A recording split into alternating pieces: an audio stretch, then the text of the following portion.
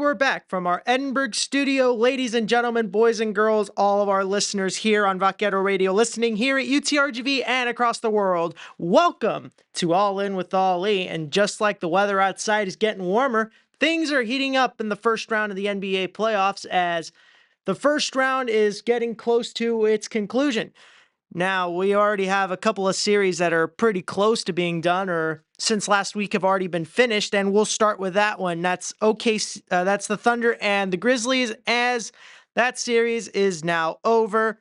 The Thunder have swept Memphis in 4 games, and looked like from the onset that this really wasn't a competition. But in Game 4, Shea had that breakout game that we were more or less expecting from that we usually see on a night-to-night basis from Shea Gilgeous-Alexander. But looked like the last 2 games, Memphis was sort of trying to figure something out, but unfortunately they lost Ja Morant in Game 3. He did not play in Game 4. And that's what I would like to talk about. Well, although I thought OKC was going to end up winning this series no matter what, it was still not a good move on Lou Dort to go underneath on Ja Morant when he was trying to go up to the rim. That at the very least cost him a game or 2 in this series. The series would still be going on would likely still be going on today if Morant played, because let's see, in Game 3 Memphis had the lead. They ended up losing that game. They lost Ja Morant for the rest of the series. He did not play Game 4, and thus the sweep was complete. Well, now they're the first team that's into the second round, and as of right now, they are still awaiting whoever comes out of the first round.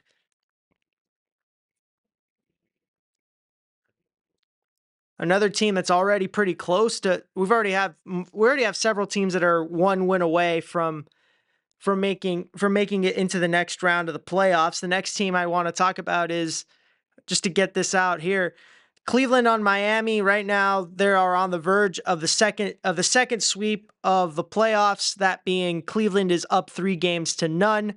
I believe that game will be played tonight,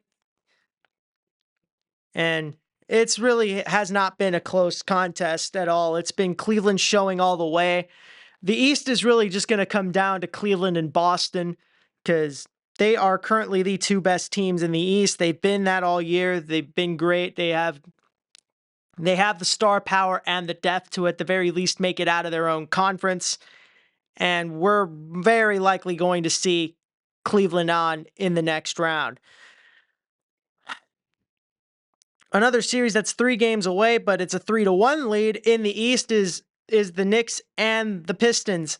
Well, on the game-winning shot by Towns, they looked like they missed a clear foul at the end of that game, and I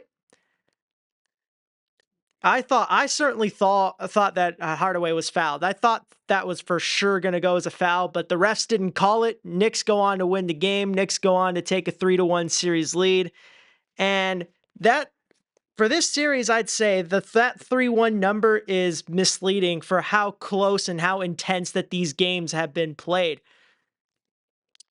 Now, it looks like certainly on the scorecard that New York's got the 3-1 advantage. Detroit might be giving them some trouble. They're certainly making New York fight for that 3-1 lead. They're certainly going to make it as hard as possible for New York to move on to the next round, and that's certainly very Detroit attitude that we see from all of their sports, from that never say die attitude. The Tigers showed that last year at the expense of my Stros. The Lions have been all about that ever since Dan Campbell took over, and now we're seeing that here over down the street at Little Caesars Arena by the Detroit Pistons. That never say die mentality. They've been an incredible team. They've played good basketball all year. It was great to see them back in the playoffs, but we might not see them for long this year, but I think for sure we'll see them again next year, without a doubt. Although, for the look of things, this series is more or less over. New York is probably going to end up advancing to the next round. Next, I want to talk about the Pacers and the Bucks. Well, that series is pretty much over. The Pacers have been looking like a much better team throughout all these games. They've straight up bullied Milwaukee throughout 4 games that we've already played, and now worst case scenario now for Milwaukee after Damian Lillard, who's fought all year who's fought for the last couple of months to get to this. He went out with a blood clot. He was trying hard to get back onto the court, got back just in time for game 2. And then last night he tears his Achilles and will be out for the remainder of the season. That is about as tough of a pill to swallow if you're the Milwaukee Bucks as there is. And I mean, you lose someone who has as much impact on and off the court as Damian Lillard has. Someone who I certainly believe deserved a ring, especially after how many years he spent carrying those Portland Trailblazer teams into and through the playoffs. It'll be very hard to see. We'll have to wait and see if this is really the end for Damian Lillard, but he's really getting up there in age. And at this point in his career, it's not all that, retirement is certainly something that Lillard's going to have to consider. I mean, with all the injuries that he's racked up, he just recovered from a blood clot and now he tore his Achilles. At the end of the day, that's his decision to make. And I hope to see him back on the court again. I really do. If there are a lot of players that have played great and that deserved a ring, and Damian Lillard is one of those guys. Just from the incredible play to the clutch shots to the leadership on the court. Damian Lillard's one of the best in this league for a reason, and I certainly hope to see him back on the court again. But as for the Milwaukee Bucks, I think this might spell the end of the season. I mean, as soon as they went down 2-1, the Giannis Antetokounmpo trade rumors started circling around, and the Bucks are certainly in a very precarious situation at the end of this season, regardless of what happens in this series. I mean, not a lot of draft capital. They're going to owe Giannis a lot of money, considering that there's only 2 years left at the end of his contract. So trading him is certainly not outside the realm of possibility if you're Milwaukee. And it hurts less because Giannis gave the city of Milwaukee their first ring since Kareem Abdul-Jabbar played for him. But it's going to hurt a lot nonetheless. And those decisions, we'll have to wait and see what the front office is going to do at the end of this season. But this series, it certainly seems like a foregone conclusion with Indiana leading 3-1. Another series that's getting pretty close right now, that's going to play game 4 tonight at 9 p.m. That's going to be Golden State against the Houston Rockets. And we've seen some incredible basketball being played here. Curry doing his thing. Şengün's been incredible. Thing is, with the Rockets, if they're going to win, they have to see something more consistent out of Jalen Green. This has been a thing all series, and it's kind of been a thing all year for him. It's a Jekyll and Hyde routine. You don't know if he's going to give you 7 or he's going to give you 34 on any given night.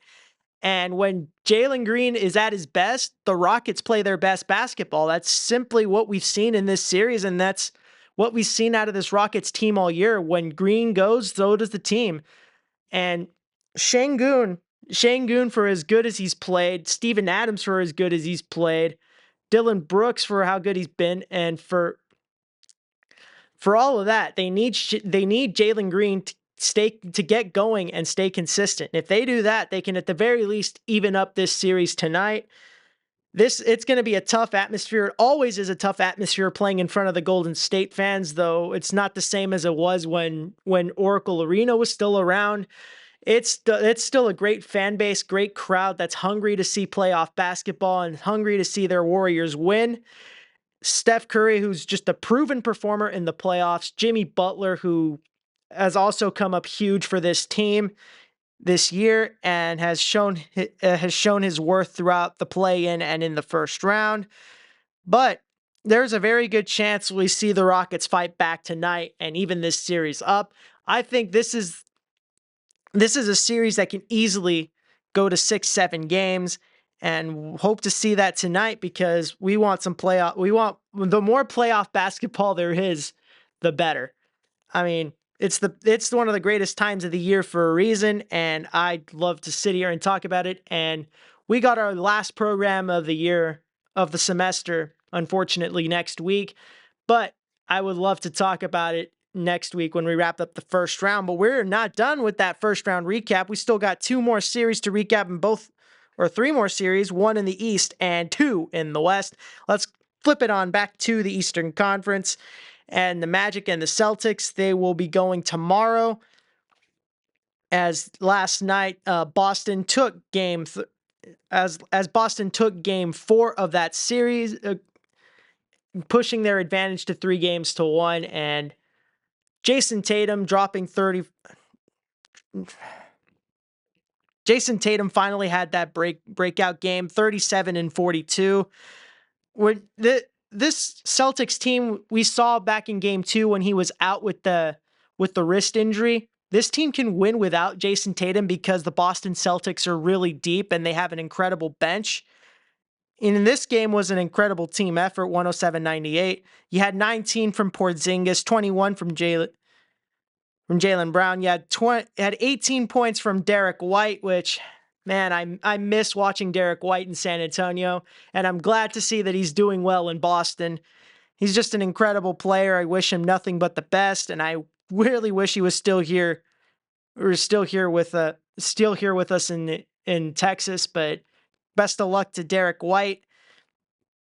Jason Tatum finally having a Jason Tatum-esque performance with the 37 points to go along with 14 rebounds, being a vacuum on the glass. That's what if you're the Boston Celtics, you'd love to see Jason Tatum get hot and stay consistent. Neither of this team is certainly good enough to win without him, but they would rather have him there on the court and producing. But I think this series foregone conclusion. Paolo Banchero has been so far the best player for the Magic. He was their leading scorer. He was their leading scorer in the game last night, as he's been throughout most of this series. 31 points on 40 minutes to go along with 7 rebounds and 3 assists. And Franz Wagner was a bit of help here, but with 24 points, but everyone else finished under 15. And if the Magic want to be back in this place, they need to get Banchero some help. Next on, back over to the Western Conference, let's talk about last night's win by the Minnesota Timberwolves over the Los Angeles Lakers, as the Timberwolves now lead this series 3-1, which is something that I didn't think was going to happen. That certainly a lot of us didn't think was going to happen, but the Timberwolves are a good team, and they're giving the Lakers one heck of a fight throughout 4 games in this series. Anthony Edwards had a 40 bomb last night. He was hitting shot after shot. Absolutely incredible. And the Lakers squandered a double-digit lead towards the end of that game. And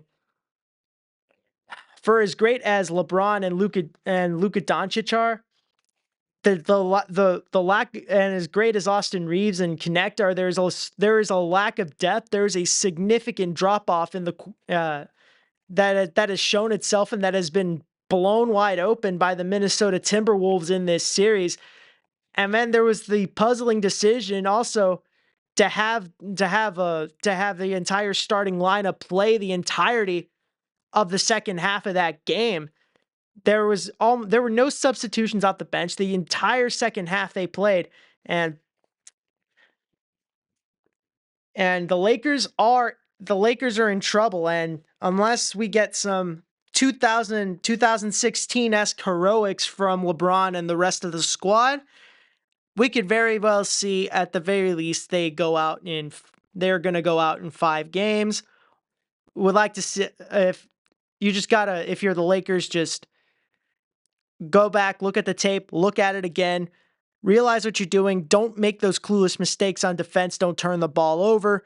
You got to play better defense. You got to clean up, and you got to get back to it and attack. Take at least one game. If you win game 5, you got another fighting chance at 6. Take 6, and all of a sudden it's a winner take all going down to game 7.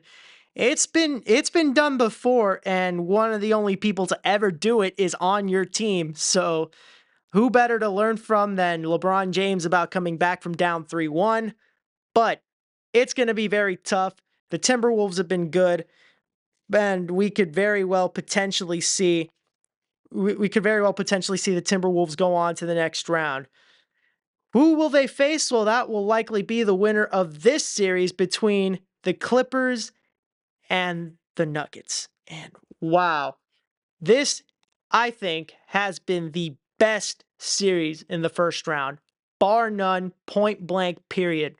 Best series in the first round. Both teams are tied at 2 games apiece.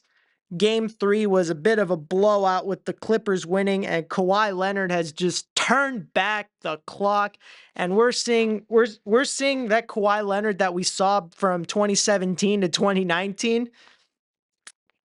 He was just hitting shot after shot after shot, and I mean, Kawhi Leonard has always been one of the best performers in the playoffs. We saw that in San Antonio. We saw that in Toronto, and now he's putting on a show again with the Clippers.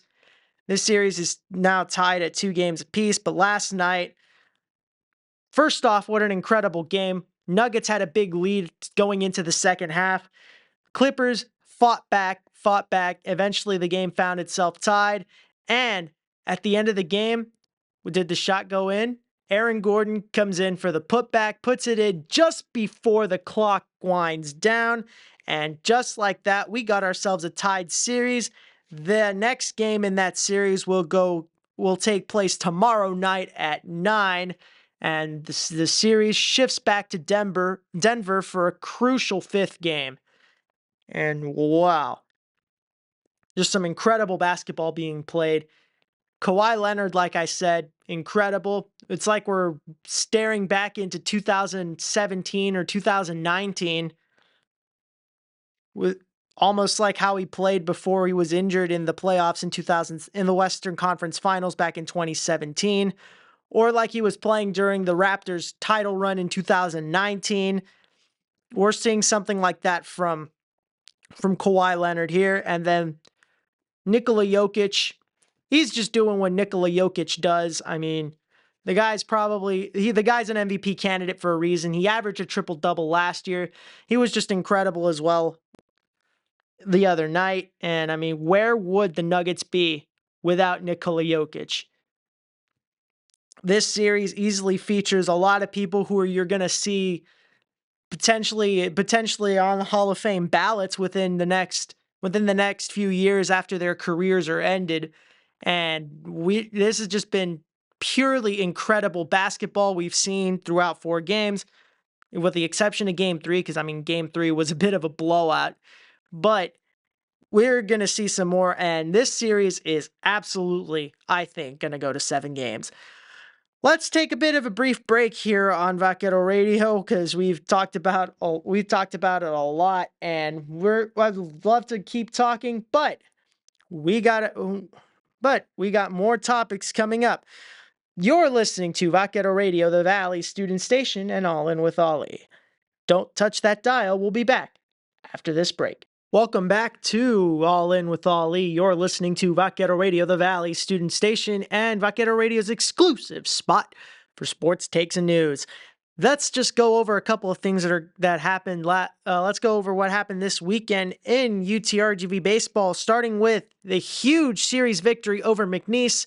As the fight for at the top of the Southland Conference continues, UTRGV entered the series in 3rd place in the conference, and McNeese tied for 1st with Southeastern.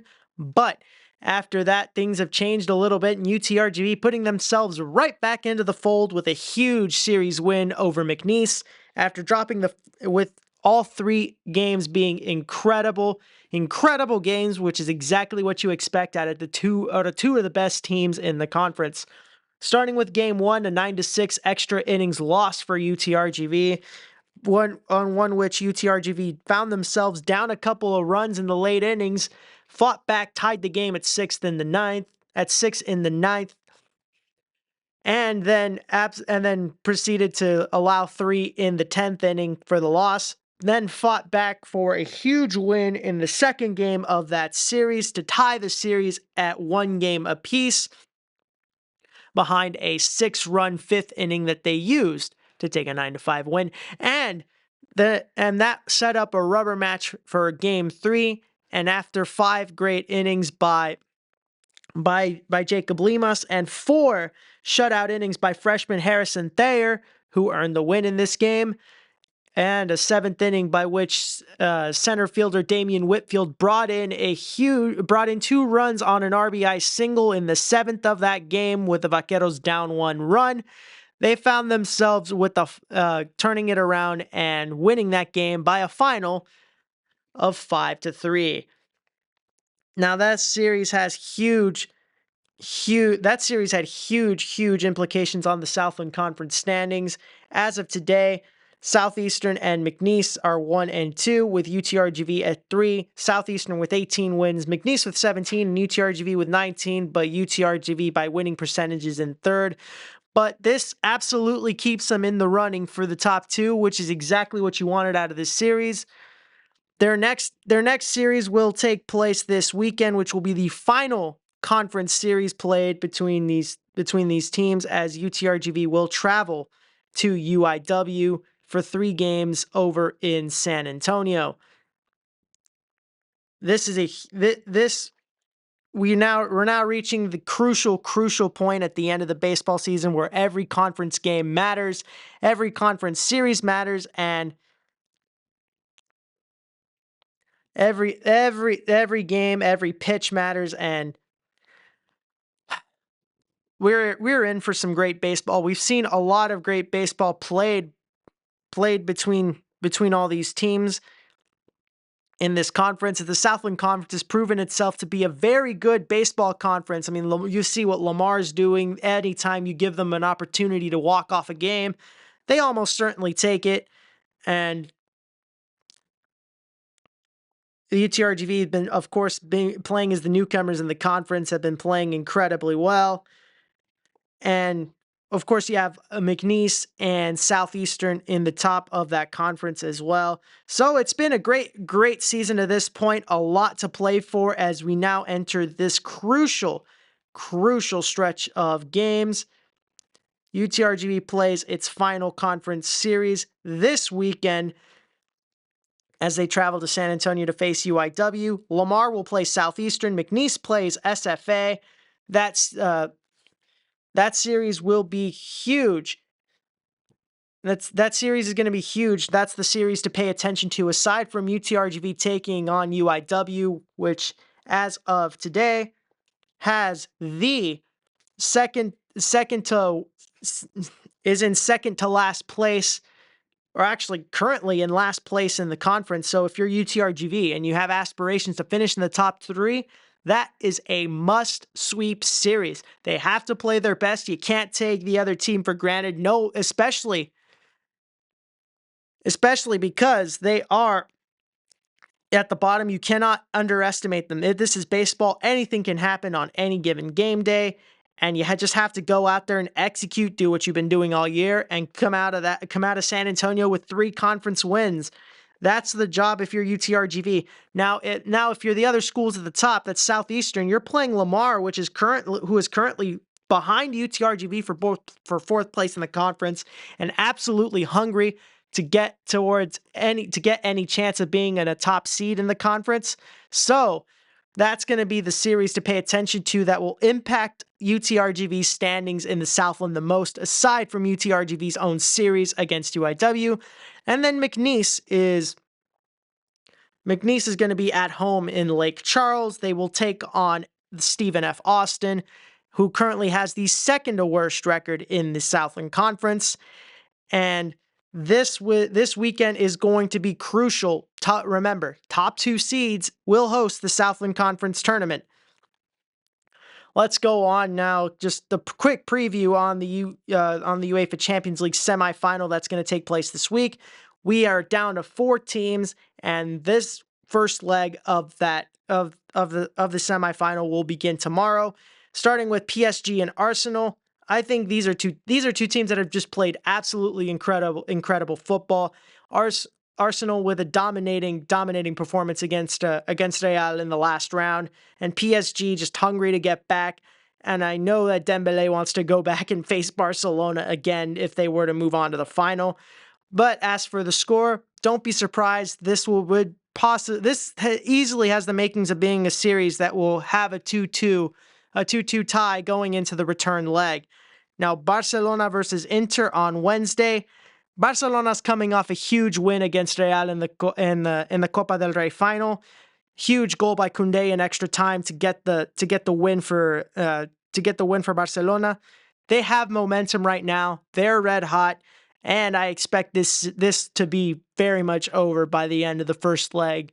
Sorry Inter. You've had a great run to get to this point, but at this point it's very much looking like Barcelona's final spot to lose. We will take a very brief break here on Vaquero Radio, but don't touch that dial. We have more coming up for you. Some talk about the MLB and some talk about the NFL draft, and as well as previewing what we're going to be talking about next week as we enter the final program here for the semester. Don't touch that dial, folks. We'll be back right after the break. You're listening to Vaquero Radio, the Valley's student station, and you're listening to All In with Ali, Vaquero Radio's exclusive spot for sports. Now this from your local station. Welcome back to All In with Ali as we begin to wrap up the last couple of minutes here. Let's recap what happened in the world of Major League Baseball last week. First, there's 3 things I want to talk about. Firstly, the Astros avoiding the sweep in Kansas City. And what I want to get off my chest is I really don't understand this team. And this is something that I've seen over the last 5 years or so from the Houston Astros. As they avoided the sweep, did not score any runs in their first 2 games against pitchers with ERAs north of 3.5 to 4. Not a single run scored. Then all of a sudden, 3 innings into a pitcher's duel against one of the best starters currently in the American League, in the 3rd inning of Sunday's game, all of a sudden, boom, 3-run shot by Yordan Alvarez. Floodgates open on offense. Astros take that game. This is something that's just absolutely confounding and confusing about the Astros offense.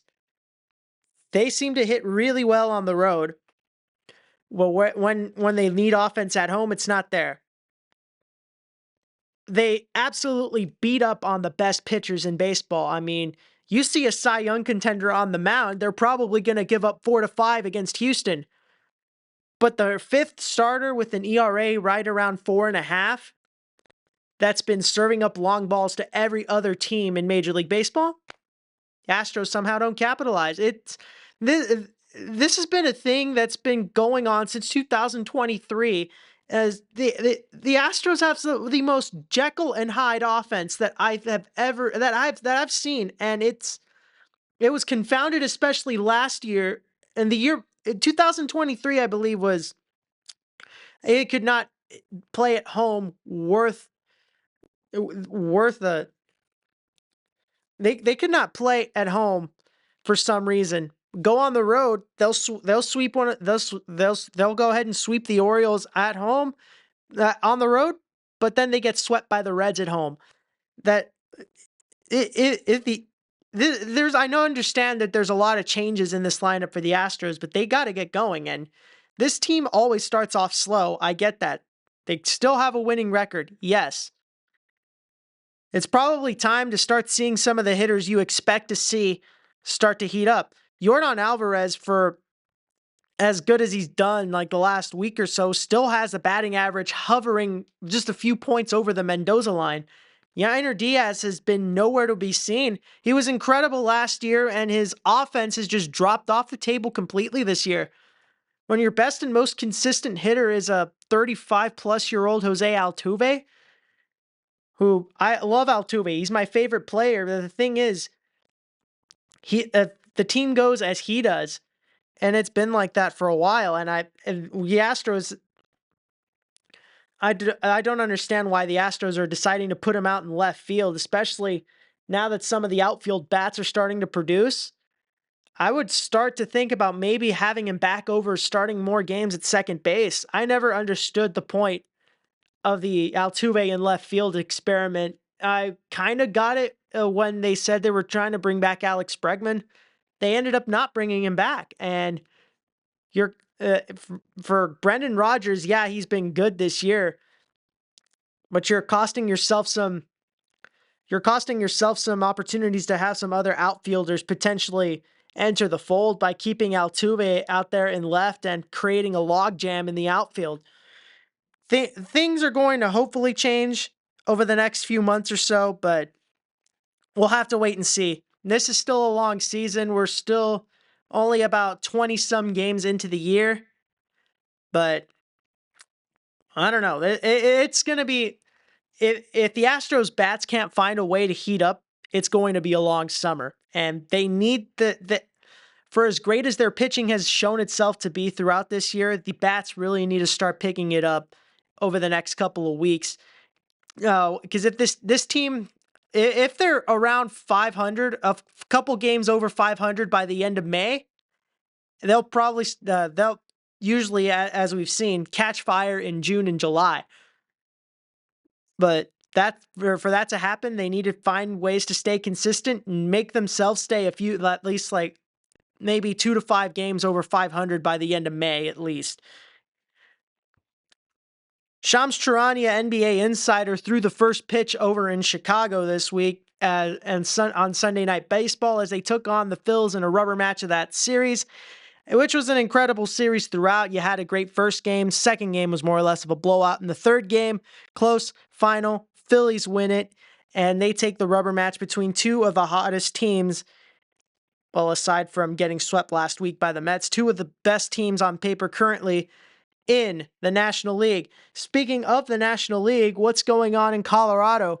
Right now, the Rockies, 4-23. We're talking about potentially seeing the White Sox as the worst team in baseball again, but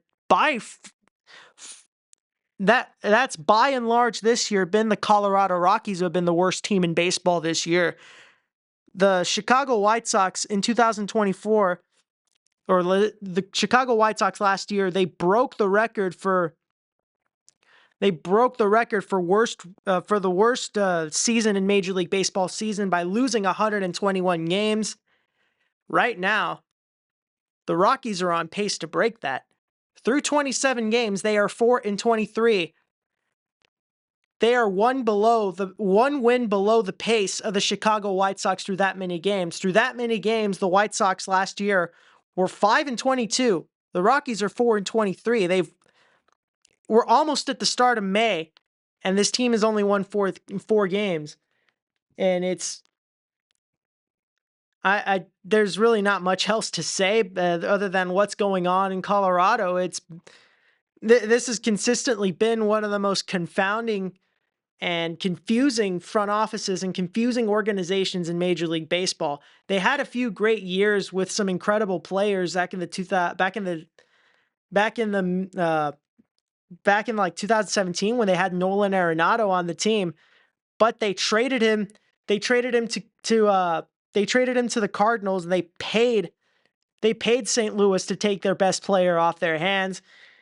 Arenado, of course, had a few great seasons with the Cardinals, but also some of the moves that the Rockies have made just absolutely don't make sense. Series to watch this week. We got another divisional series watch for you that hopefully doesn't end in a sweep as my last series to watch ended up in. This series to watch will be an NL West matchup as the San Francisco Giants take on the San Diego Padres at Petco Park in San Diego, California. It's going to be a great series between two teams between two teams in an incredible division. Again, these divisional matchups, they'll matter at the end of the year, and certainly they will in the National League West for how many great things we've seen out of the top teams in that division. One last thing to talk about before we wrap up the Major League Baseball section. Congratulations, Eugenio Suarez. I mean, 4 home runs in one game against the Atlanta Braves. That was incredible. Hitting 4 home runs in one game is an achievement that is rarer in Major League Baseball history than pitching a perfect game. So it was an incredible display by Eugenio Suarez, who, by the way, the last home run that he hit, his 4th of the game, tied the game in the 9th inning. I mean, you can't have a better night than that. Congratulations, man. Well done. Just a couple of thoughts here on the NFL draft. First off, I mean, probably could have easily led with this one, but Shedeur Sanders, we were all talking that he was probably going to be drafted. I thought maybe not in the first round, but at the very least, someone was going to pick him up in the second round. I did not think Shedeur was going to drop all the way to 5. I did not think that he was going to drop down to 5. He was going to get drafted second round, late second round at the latest. But he ends up going all the way down to 5. And that Browns quarterback room, he was drafted in that round by the Cleveland Browns. That quarterback room is a bit of an interesting situation. You got an aging Joe Flacco, a Deshaun Watson who's being paid a lot of money to be the statistically worst quarterback in football. You have Shedeur Sanders, who got drafted low and is ready to prove the world wrong. Kenny Pickett, who had a ring last year with the Eagles, was their backup quarterback last year. And Dillon Gabriel, who was drafted as well in this draft. We're going to have to basically wait until training camp starts to see who will take the starting position under center. They'll probably end up giving it to Watson just because he is the highest paid player on the team. But I think Sanders would absolutely be someone worth looking into for that starting position, especially because Joe Flacco, for as great as he's been over the years, he's getting up there in age, and who knows? Flacco's been a consistent arm punter. I mean, he's the kind of quarterback who throws 15-15. I mean, especially nowadays as he's getting older, is getting up there in age. Ashton Jeanty going to the Raiders. They're building their offense around Geno Smith. This was a great pick for the Raiders, and I really, really loved watching Ashton Jeanty last year, and hoping the best for him in his new situation. Let's just wrap up quickly before we end this program, as we are running out of time a bit. On this day in sports history, on this day back in 1985, the late Fernando Valenzuela set the Major League record for the longest scoreless streak to begin a season by pitching 41 innings without allowing a run to begin his 1985 campaign. Now, Fernando Valenzuela was remembered as as the winningest Mexican pitcher in Major League Baseball history. In his 1985 season, he finished with a record of 17-10, pitching to a 2.45 ERA in 272 innings, striking out 208, and finishing as an All-Star and finishing in 5th in Cy Young voting that year. That's going to wrap it up for us here at All In with Ali. Make sure to tune in next week. We got a lot more for you. So you stay classy, UTRGV, and have a great day.